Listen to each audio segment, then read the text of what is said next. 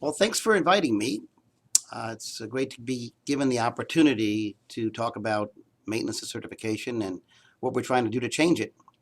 The title I like for this talk is Boarded to Death, and why is maintenance of certification bad for doctors and patients? I do have some disclosures. I do participate in and direct CME activities. I love CME, and that's a conflict from what I'm with what I'm going to discuss today. And I'm also the president of an alternative board, the National Board of Physicians and Surgeons.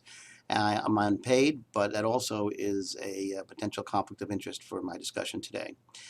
So certification matters. We hear this all the time. Why does certification matter? Stop and think about it. What does it mean to be board certified to you? Well, a lot of legitimate answers. Professionalism, high standards, commitment to excellence. But to me, board certification mostly means I'm designated as an expert in my field. But then think about this. How did you become an expert? Now you're going to probably say, well, I spent years in an ACGME credentialed training program. In that program, I learned from a few special mentors.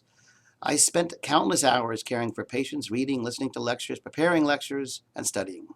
Learned from my colleagues. Now, where would the answer, I learned from studying for my board exams, be on this list?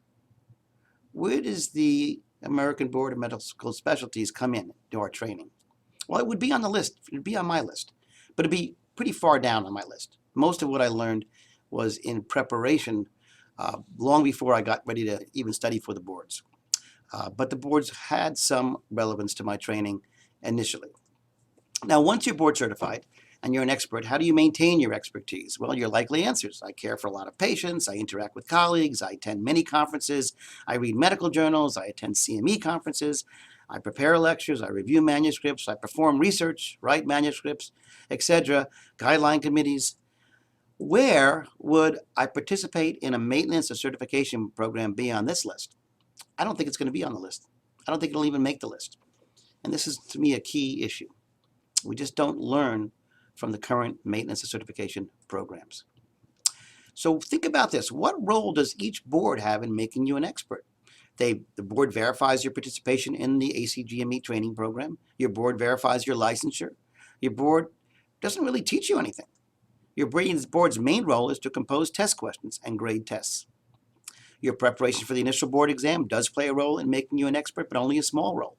Your participation in MOC, taking computer modules at home, studying for a 5 or 10-year repeat examination, didn't even make the list of things you do to maintain your expertise. I think most physicians would agree with me on this. Maybe not all, but I think most would. We were all brought up to view the boards as a lofty, important organization, but when you really think about the contribution they're making now, it's a contribution, but it's a small contribution. And we have to really keep that perspective in mind when we make these decisions and we plan the future. So yeah, certification matters. Does it really matter? Well, expertise matters. Certification matters as a surrogate for expertise. I mean, if it's a marker for expertise. But when we examine our education, we find the boards have a very minor role in creating and maintaining expertise. Certification matters, but the individual boards matter less than we once thought. Now, how did I get into this? I sat down in February of 2014 to do my MOC requirements. There was no question about doing them. I run a CV division, a system-wide CV a cardiovascular service line, and a fellowship program. I'm not very political. Not doing MOC didn't even occur to me. And then I thought I would sit down and spend an hour getting started, and I was baffled. It was so confusing. There are so many different places you need to click to try to find out what they want to do. I got frustrated, and that frustration led to communication with my colleagues, which led to a petition, which now has, I think it has 23,000 signatures on it. I realized there was a problem here that was reaching a nerve here, that was reaching a lot of physicians. But after about 6 months of collecting signatures, I started getting emails asking, what is the update? Has the American Board of Internal Medicine done anything? And the answer is not really. And then it was, Dr. Tierstein, what are you going to do about this? So after about 5 months and 500 hours of unpaid work, we got the National Board of Physicians and Surgeons going, and we'll talk about that in a moment. I think it's important in these discussions to get right to the heart of the matter, which is data. Are there really data to support MOC? and the ABIM, the ABMS, they argue that there are data supporting MOC, but when you closely examine the reports that they cite, they actually reveal the opposite conclusion. And I'm not being tongue-in-cheek about this. If you look at these papers, you will be stunned. And I'm going to show you just a few of them. I don't have a ton of time, so let me just say that there are many more that make this point. So here's a typical example. This is JAMA 2008. This is a commentary in JAMA, and written by Drs. Holmby, Lipmer, and Grenier, and these are members affiliated with the American Board of Internal Medicine, and they talk about how assessing quality of care and knowledge matters, and the relevant quotes I've carved out here. There is evidence to support the link between board certification examinations and quality, and here are the references. So let's look at those references. If you look at the first reference, Dr. Sharp, and you don't have to look very far. Here's the paper. It's in a journal called Academic Medicine. The conclusion of the screen studies, more than half support an association between board certification status and positive clinical outcomes. All right, more than half, that sounds interesting. And then if you look at the detail of the 33 findings, 16 demonstrated a significant positive association between certification status and clinical outcomes. 3 revealed worse outcomes for certified physicians, and 14 showed no association. So 3 revealed worse, 14 revealed no. That's 17. 17 is bigger than 16. So the conclusion is right, but they just have to change the word more to less. Really, among the screen studies, less than half support an association between board certification status and positive clinical outcomes. You see this all the time in these papers. Just very confusing and clearly not a big win for certification in this study that is being quoted by the ABIM. And here are the authorship attributions. This is a family medicine doctor, Dr. Sharp, and these authors also are associated with this study was funded by the American Board of Medical Specialties. And the conclusion is few published studies used research methods appropriate for the research question, meaning they admit that in this study that was funded by the ABMS, that the data, looking at a lot of studies, data studies aren't even really done right, and the data is not very convincing. When you look at research studies, it's important to look at initial certification versus maintenance, because it's a different situation. Most of the studies cited in the literature evaluate initial certification, not recertification or MOC. Initial certification is earned for the most part by spending several years in your ACGME credentialing program. The initial exam provided by the ABMS is simply a final exam. It's obviously a much smaller part of the educational process. Should it be surprising, for example, that successfully completing 3 years of training in an ACGME credentialed cardiology fellowship makes a doctor better at treating heart attacks? Of course it should. It's absurd to equate the busy work of MOC, clicking on computer modules for 10 to 20 hours every year, to the many years of training required for your initial certification. So make sure you're looking at these studies, you know what they're studying. So here's an example, a recent example. And this is a poster. The paper was recently submitted, and hopefully it'll get approved and published in circulation. This is looking at the Association of Interventional Cardiology Boards. This is my specialty, and hospital outcomes after PCI, after stenting. This is one of the few studies looking at lapse certification, and it found no impact on patient outcomes following coronary intervention. The numbers aren't that big. This is from the NCDR database, and they divided the physicians up into 5 groups, and the 5th group here are doctors with lapse certification. These are doctors who didn't recertify 10 years after their initial certification, and you can see the death rate is 0.91. That's going in the wrong direction. They actually have a lower death rate. It's not significant, but it's a lower death rate. So really not a very convincing argument. Another one many of you might have seen in JAMA just recently, looking at the VA, 4 VA medical centers. There were no significant differences between those with time-limited ABM certification and those with time unlimited ABIM certification on 10 primary care performance measures. So this was a very negative study looking at recertification and MOC. In that same journal, there was another study looking at the association between MOC requirement and ambulatory care sensitive hospitalizations and healthcare costs. And here we look and we see, it's a busy slide, I know, so I'll just point out emergency room visits. So we looked at doctors who were from the pre-MOC period and compared them to the post-MOC period doctors.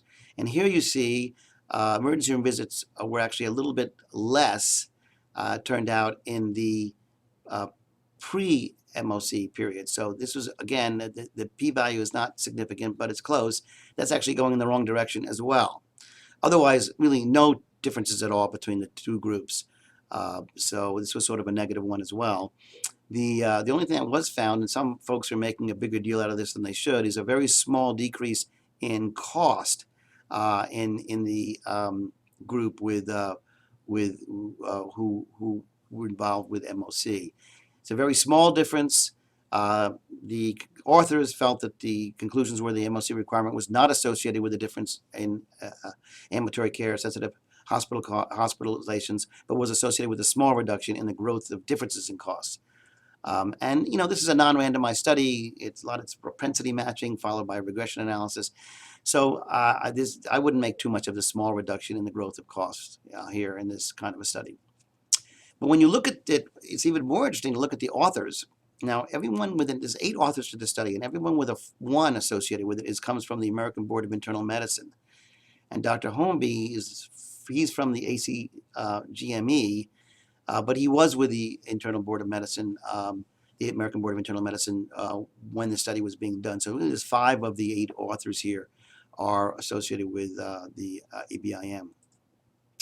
And then you look at the article information, it's kind of interesting to see that the funder was the ABIM, but the ABIM had no role in the design and conduct of the study, etc. And then if you look at the author contributions, the design and concept was done by these 5 individuals, of whom 3 of them were members of the ABIM, and same for the acquisition and the drafting of the manuscript. So this was really prepared by doctors who were affiliated with the ABIM, and there is a huge conflict of interest there, obviously. My favorite one is this response to the article I wrote in the New England Journal of Medicine. This was an invited perspective, and I gave it the same title as this talk. And I received very interesting email from New England Journal of Medicine about a month after that paper was published. And it was 3 letters to the editor. And these are letters that the editor decided not to publish. They're not going to publish the letters, they said, but they said, Dr. Tierstein, you may want to respond individually to them. And one of them was written here. You can read this. It's a very well-written letter making some points about my article. And it was written by Richard Barron, who is the CEO of the American Board of Internal Medicine. And he writes, however, the commentary omits a comprehensive 2013 meta-analysis, reference number 2. That's this Lipner reference at the bottom. And I read that and I thought, well, gee, what did I leave out? I thought I did a pretty thorough job of looking at the literature for this paper.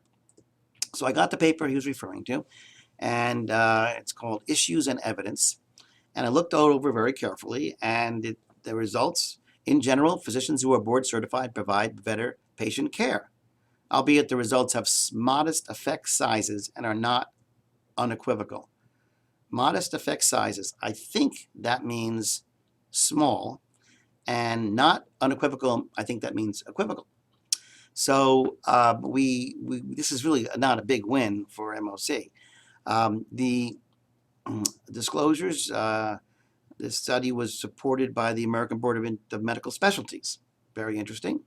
And what they did is they looked at a lot of different studies, clinical outcome measures, and looked at results, and some showed certified doctors did better, some showed no difference. Some looked at MOC exam scores, so some did look into MOC, not just certification. But it really was not a meta-analysis that I missed. In fact, the review limitations say a meta-analysis was not done. So it's not a meta-analysis, it's an equivocal literature review. It's written by an ABIM affiliate.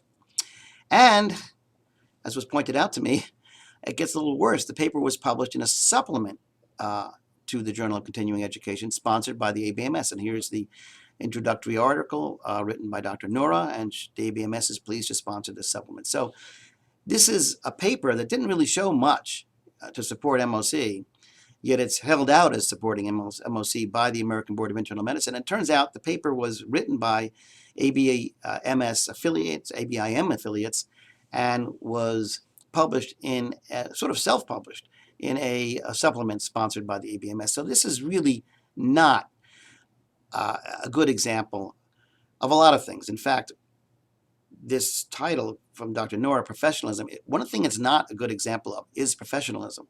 It's just the opposite of professionalism. So do we really need more data? Well, in the debate, I keep hearing calls for more data. More data sounds good from the podium. It looks good in print. It always sounds good to say we need more data. But think about it. What kind of data quality will we ever be achievable? Are we going to randomize physicians to MOC versus no MOC? Are we going to do this blindly? It's not possible. The data will always be registry data with massive bias. In my opinion, if you ask for more data, it's a cop-out. You're kicking the can down the road. It reminds me of the way I usually describe trials like this. There's a HOLIE CHUTE trial, which is Group A versus Group B. And I've thought about how to power a trial like this. You don't need a lot of patients. The primary endpoint could be mortality. It'll cost very little money. We figure with about 40 patients, we'd have a good power to prove that Group B is inferior. And probably your data safety monitoring board would halt the trial early because of excess deaths in the treatment group. Now, obviously, I'm just putting this up here to make a point. And the point is you don't have to randomize everything. You don't have to randomize parachutes. If you have 23,000 physician signatures on a petition saying MOC is not meaningful, maybe you don't need a lot more data. Think about that. Now, I'm a big supporter of continuing medical education. Why is it better? First of all, continuing medical education is not going to a steakhouse for a pharmaceutical company-sponsored dinner. That is not CME. CME has to be regulated by a accredited body that's regulated by the ACCME. Some of you have been involved with this. You have to do an educational gap analysis. You have to have a needs assessment, speaker conflict of interest, course evaluations, all kinds of performance standards. And it's really not to be equated with a drug company event. It must be independent of commercial interests. One of the things I like about CME is while MOC focuses on established knowledge, CME can include future innovations. That's what I want to know. How to keep the physician on the cutting edge. I don't want to go over guidelines, which are probably out of date by now. CME offerings are highly competitive. If my course attendees don't get anything from it, they'll go elsewhere. So this is quite different than the kind of monopoly that the boards have on MOC. Now, let's talk about the exam. This is one of the most controversial points. My thinking about this has changed quite a bit. I initially thought we're going to have to do a recertification exam along the way. There's really no way to not do that, I think. And then I started listening to people and thinking about it carefully, and I really changed my tune. Some people think it's important, but here's the arguments against testing. The exam questions, for most of us, are not relevant to your practice. They usually, the part you have to study for relates to parts of our specialty that we don't practice. Otherwise, I wouldn't have to study for them.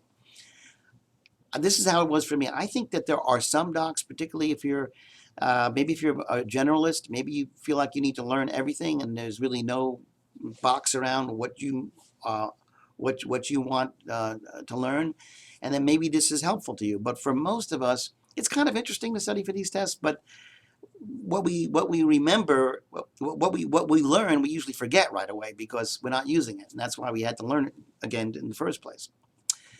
We only study what we don't know. We don't know what we don't use, and after the test, we soon forget it. Test questions are often outdated. I know they try really hard to do a good job, but it's not easy to do because things change quickly. Most of the studying is done to learn the best answer for the test. We've all been to the review courses where they say, well, you wouldn't want to practice this way, but for the test, this is the right answer. You hear that all the time. And that's, so often the test doesn't have best practice on it. The test often uses guidelines, and guidelines often change. They often reverse.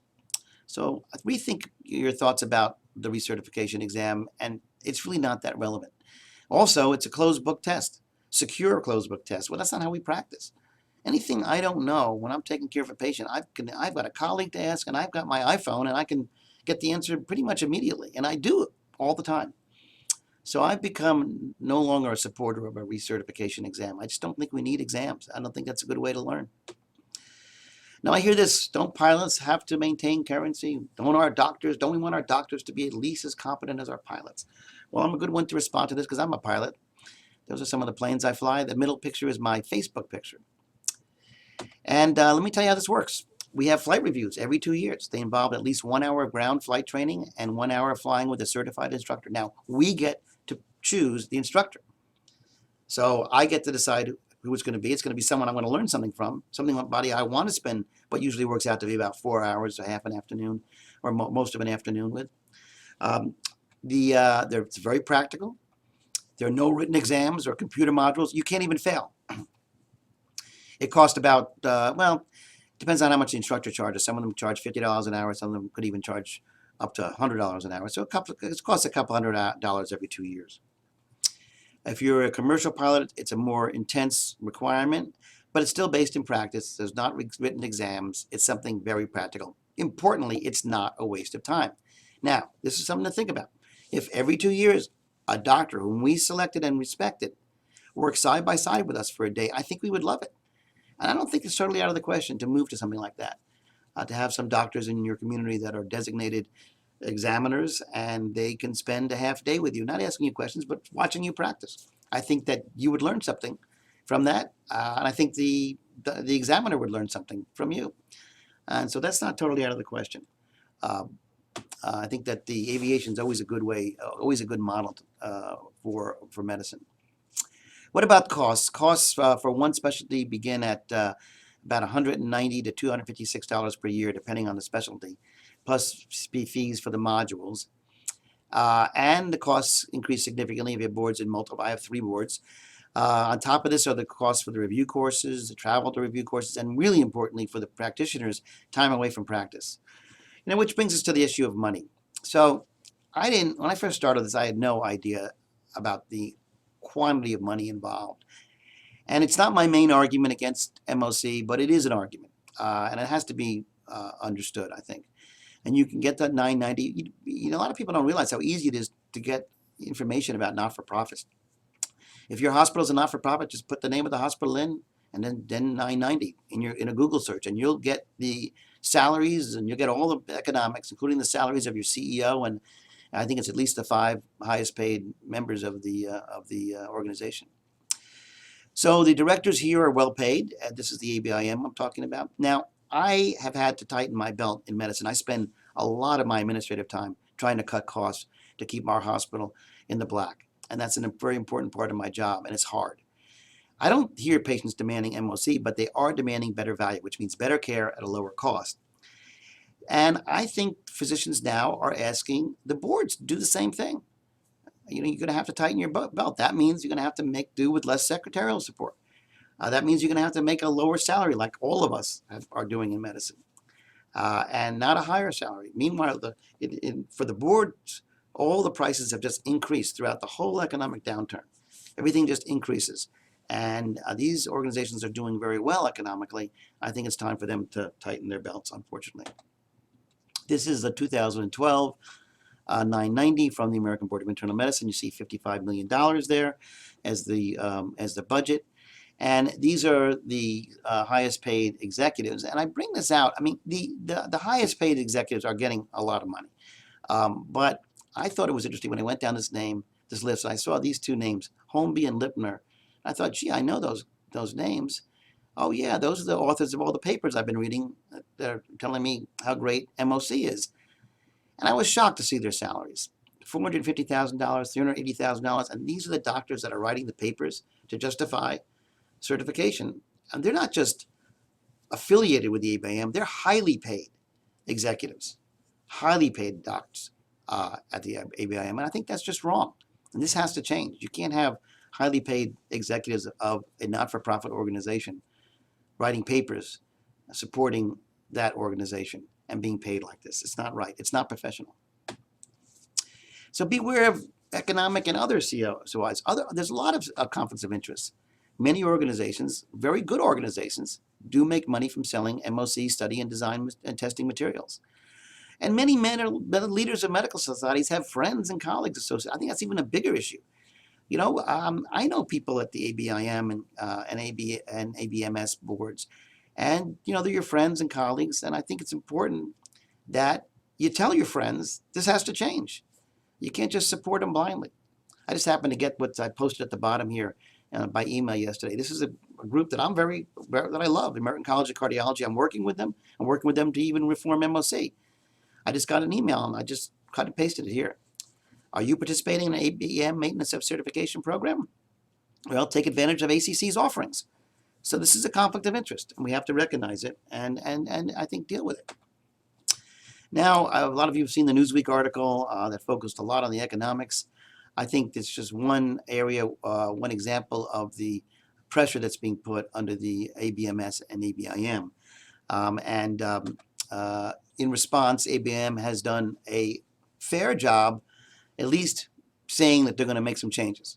And this apology, I think, was a very good idea. It was a good apology from Dr. Barron. Basically, the first step here is that Part 4, which is the really onerous practice improvement modules, patient safety modules, that was suspended. That's a good decision. However, the other changes really have not been meaningful. The change in the public reporting language of the diplomatic status, that's nice, but not that important. They froze the fees. That's good, but they should reduce the fees. And they promised to consider further changes. And we get an email about every, 3 or 4 weeks from Dr. Barron, basically saying that he's listening and they're studying things. But we're still left right now with parts 2 and 3, which are the modules, and then the secure recertification tests that I think are really needs to go. The self-admitted poor rollout of MOC by ABM, I think, illustrates the need for an alternative certifying organization. And interesting, applications for our organization triple actually after this apology, and pretty much every time there's an email from the ABIM, we get more applications. It's kind of interesting. So the National Board of Physicians and Surgeons, what is this? It does not replace the ABMS boards. We're not against the ABMS. And we actually support the initial ABMS certification criteria, which is completion of an ACGME accredited training program and a secure test. We strongly object to the current MOC requirements, but we believe in choice. If you benefit from MOC, do it. But we think there should be alternatives. Lifelong learning is not one size fits all, and no single program will meet everyone's needs. We provide an alternative. Now, these are the detailed criteria for the NBPAS certification. You can't read it, so I've extracted it here. This is in a nutshell. You have to be previously certified, as I mentioned. So in a way, the National Board does require a test, just not a repeat test. We require the initial test that you got when you did your initial board certification. We check on your license to practice medicine, and you have to complete a minimum of 50 hours of ACCME accredited CME within the past 24 months. That's our substitute for all the modules. We think that CME is a better way to go. If you're in a procedural specialty like surgery or interventional cardiology or electrophysiology, we want you to have active privileges to practice that specialty in a licensed U.S. hospital. That's how we deal with the case number issue and whether you have enough currency in that procedure. And additionally, your clinical privileges in your specialty must not have been permanently revoked from a hospital. That's the criteria in a nutshell. The board members are very well respected, high-profile members of the academic community. They're listed here. They come from the Mayo Clinic. They come from Harvard. They come from Dartmouth, Cedars-Sinai, Columbia, Scripps, UMass. These are high-profile thought leaders. And I have to mention that this movement to change MOC cuts across town and gown. It cuts across the whole academic versus primary practice issues. The academics are just as upset about it as the practicing physicians. And think about it from an academic. Think about it from a bench, from a researcher, basic researcher, spending 4 days a week in a lab and 1 day a week seeing patients. It's quite a commitment you're asking for them to do MOC when they're only spending 20% of their time clinically anyway. The website, we've worked hard on it. We think it's simple to navigate. If you find problems, let us know. There's a lot on that website. We've worked so hard on it. There are links to articles. There are links to sample letters that you can download, personalize, and send to your hospital administrator, send to your colleagues to get them involved. There are links to downloadable PowerPoint presentations. Presentations like this, you can see a video of it, and you can also download the slides. And you can download a shorter 15-minute slide set to use at your medical executive committee. This is an example of what it looks like. It's pretty simple. It's pretty clean and crisp. You know where to click. Takes probably 10 minutes to do the whole application. If you have your PDFs of your CME activities, you do have to have those. That's the hardest part. You have to pull together 50 hours, evidence of 50 hours, and then you have to learn how to upload them to a computer, which many of you know how to do. If you don't know how to do that, find someone to teach you it. It's a skill you need to learn. I think you'll be interested to know that the American Board of Medical Specialties and the ABIM will give us the information we need to find out if you've been previously certified, but we have to pay them. If you're a patient, you don't have to pay, but if you're a professional organization, you have to pay. All of your hospitals that you work at pay these organizations to find out if you're certified, to validate. So they're getting paid every way they can.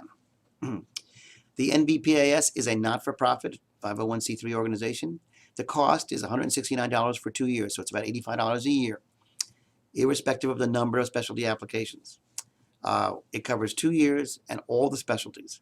The fees, what do we use them for? We've got to validate all of this, and we're not paying any of the doctors, but we have now 5 people on staff, and we're growing, and that's what we're using the fees for. I think we're going to be able to reduce the fees in coming years, though, because we're doing pretty well.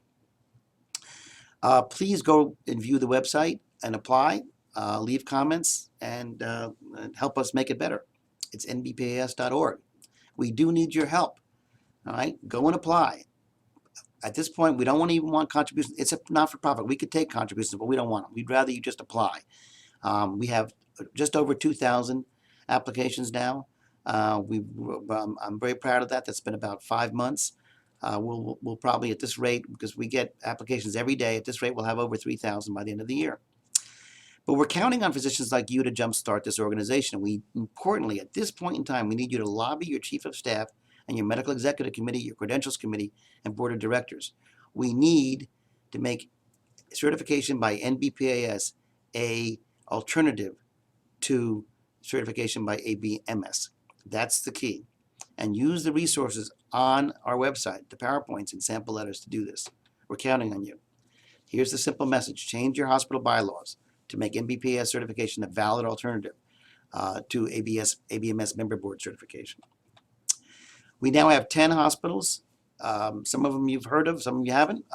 Most of you have heard of, for example, Baylor, Texas Heart, in our neck of the woods, Hoag Hospital, in Southern California.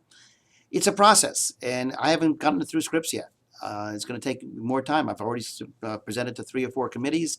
We have 5 hospitals. It's complicated. Changing the bylaws requires usually the board of trustees vote, and that takes some time. And these committees meet generally once a month, so it takes some time. But you need to have at least one individual at every hospital who are motivated to make this change. I think in closing here, Dr. Loader wrote a really nice editorial in the British Medical Journal. I think she says it very well. She says physicians have learned they have real clout and that organized effort can overturn something they saw as inevitable. Look for this to be the first of many doctor-led revolts. I think that's very interesting because this has opened a lot of our eyes. This is my fantasy New York Times headline, breaking news. Physicians finally extract heads from sand. Docs came close to ceding control of entire profession. So the point is, this has been a sentinel event for many of us. We're waking up to the fact that our profession is controlled by folks that are not always involved in patient care. Initially, when confronted with the inequities of MOC, many reacted with jaded pessimism, saying, it's too late, MOC is here to stay, the horse is out of the barn. But the ABIM is certainly making changes, and alternatives have appeared. We can and will put the horse back in the barn. It's time for practicing physicians to take back the leadership of medicine. Thank you.